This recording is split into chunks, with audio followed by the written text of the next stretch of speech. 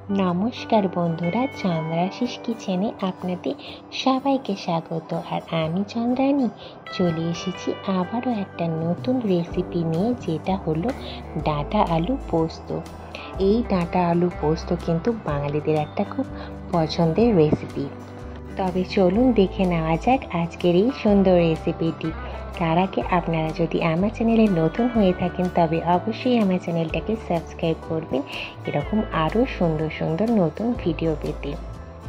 ডাঁটা আলু পোস্তর জন্য আমি 500 গ্রাম মতন আলু নিয়ে নিয়েছি এবং 250 গ্রাম মতন সজনের ডাঁটা নিয়েছি। তারপর তোমরা দেখতে পাচ্ছ আলুগুলো এরকম পোস্ত যেমন করে কাটি গোল গোল করে কেটে নিয়েছি এবং ডাঁটাগুলোকেও লম্বা লম্বা পিস করে কেটে নেওয়া হয়েছে। এরপর কড়াই গরম হলে আমি 3 থেকে 4 চামচ মতন সর্ষের তেল দিয়ে দেব। তারপর তেলটা যখন খুব গরম হয়ে যাবে তখন ডাঁটাগুলো দিয়ে দেব। তারপর ডাঁটাগুলো নাড়াচাড়া করার পর আমি 1/3 চামচ মতন নুন দেব। নুন দিয়ে তারপর আমি গ্যাসের ফ্লেম একদম লো করে ঢাকা দিয়ে মোটামুটি 4 থেকে 5 মিনিট মতন ভেজে নেব। একদম গ্যাসের ফ্লেম কিন্তু লো করা থাকবে, কারণ গ্যাসের ফ্লেম বাড়ানো থাকলে পরে কিন্তু ডাঁটাগুলো পুড়ে যাবে। এদিকে আমি ততক্ষণে ডাঁটা আলু পোস্তর জন্য আমি মোটামুটি 3.5 চামচ মতন পোস্ত এবং 2টো কাঁচা লঙ্কা একটু পেস্ট করে নেব। এদিকে তোমরা দেখতে পাচ্ছ আমার ডাঁটাগুলো ভাজা পুরোপুরি হয়ে গেছে। এবারে আমি ডাঁটাগুলো আস্তে আস্তে তুলে নেব।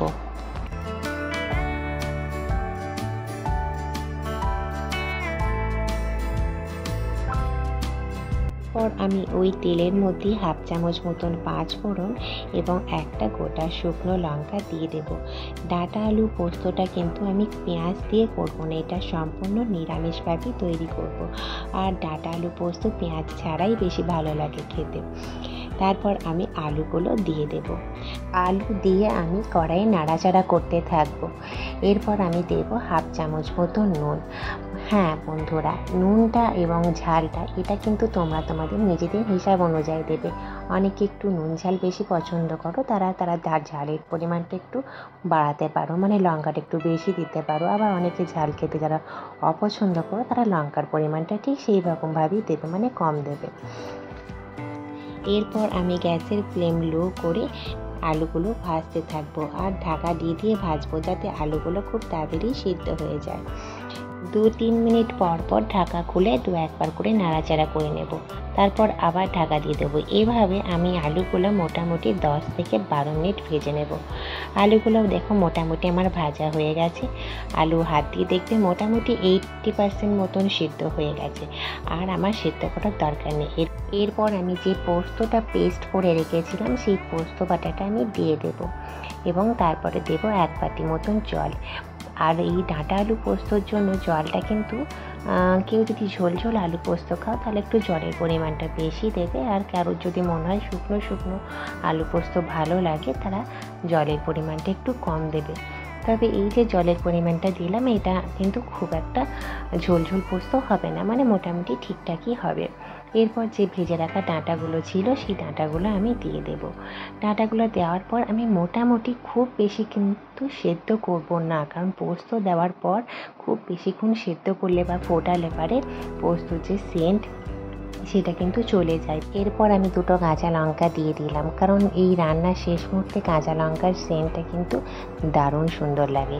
তাই আমি মাত্র 2 থেকে 3 মিনিটের জন্য ঢাকা দিয়ে লো ফ্লেমে এটা সেদ্ধ করতে দেব।